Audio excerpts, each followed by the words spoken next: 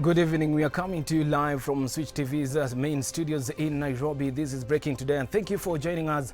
My name is RobertKe. My sign language interpreter tonight is Tracy Dorcas, and these are the stories making headlines this day. As the countdown for the 2022 general elections begin today, 4 billion shillings have been allocated for the Independence Electoral Boundaries Commission for the presidential campaigns.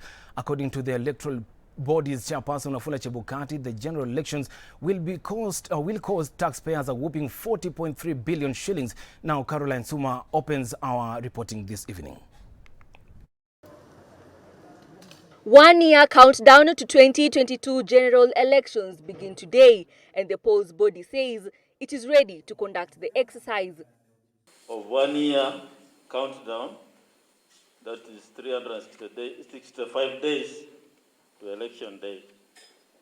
Chebukati added that the commission has prepared a budget of 40.329 billion shillings to carry out all the activities in the election operation plan. Yet, the National Treasury in its 2021-2022 budgetary allocation allocated 26.34 billion shillings to IEBC.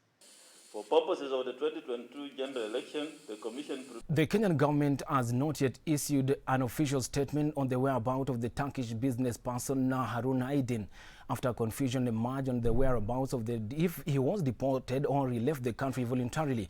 Our senior political reporter Joel Chacha has more of this story. A Turkish businessman Harun Aydin was arrested after jetting back from Uganda on Saturday and was expected to be arraigned in Kahawa locals today. However, the main question failed to appear before the court, and his lawyer, senior counsel Abdel Nasser Abdullahi, claims that Aydin had been deported to Turkey. When you arrest someone from the streets every day, say that he has financed terrorism, then as a government you don't even have the guts to bring him to court so that you can see that process through. It shows how shameless, and this is so unfortunate that this government is. But as his lawyers, we will challenge the process to deport him. On this week's episode of Know Your CEO, we get to interact with Professor Kamau Ngamau, who is the Vice Chancellor of Cooperative University of Kenya. Take a look. Ever want to know how a CEO sees his world? And here's how. Apart from running an organization and strategizing, their key role is to ensure there is money in the bank. Our CEO this week is Professor Kamau Ngamau, the Vice Chancellor of the Cooperative University of Kenya. Professor, thank you for creating time. What has your journey been like to becoming Vice Chancellor? It's very interesting how it happened that my name's Kamau Ngamau came to be. Kamau is my name. I'm named after my uncle. Ngamau was my grandfather, and my father used it as a last name, so that's how we picked it up. My academic journey started when I started my undergraduate studies at the University of Nairobi. I did a BSc in agriculture. I then did a master's in horticulture at the same university. After that, I joined the Jomo Kenyatta University of Agriculture and Technology. That time it was JKU Art. I was appointed as a teaching assistant way back in 1992. After completing my master's, I was then promoted to the position of assistant lecturer.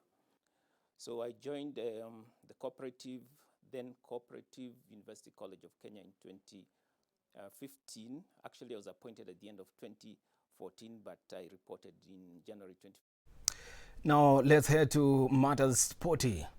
The Kenyan national anthem was belted twice at the closing ceremony of the Olympic Games in Tokyo, with Perez Jepchirchir and Eliud Kipchoge receiving their marathon gold medal. Fireworks lit up the sky above Tokyo's Olympic Stadium as the closing ceremony for the postponed 2020 Olympic Games came to an end. Take a look.